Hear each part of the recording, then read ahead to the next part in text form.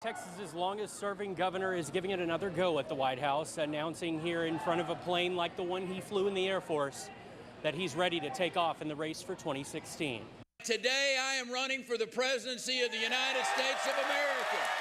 Hoping for a second chance with voters, Rick Perry embarked on his second presidential run.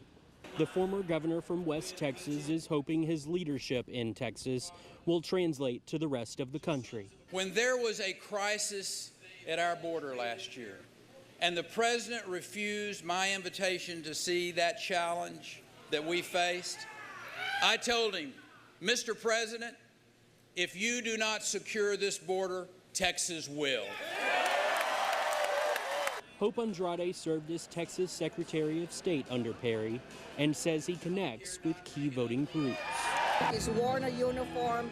He understands and has worked so hard for our veterans. He understands the Latino community. I think he would be a fabulous president of the United States. Entering a crowded field of GOP contenders, Perry becomes the 10th candidate on the Republican side. He says America needs a proven leader. The question of every candidate will be this: when have you led? Leadership is not a speech on the Senate floor. It's not what you say, it is what you have done. From here in North Texas, he will move to Iowa this weekend for a charity motorcycle ride event and then move on to South Carolina next week. Reporting in Addison, Texas, Cody Lulick, KLTV 7 News. Former Governor Rick Perry entering his second run for the White House, entering a very crowded field for the Republican nomination for president. He made the announcement here in Addison in front of a plane which is like the one he flew when he served in the U.S. Air Force. He is now entering the race for the Republican nomination as the 10th candidate in this race. Please welcome my husband, Rick Perry.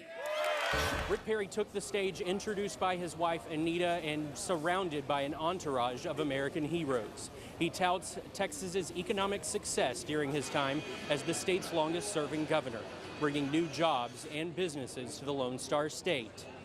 He didn't mention his competitors by name, but did mention them by their job title and what America needs in a leader.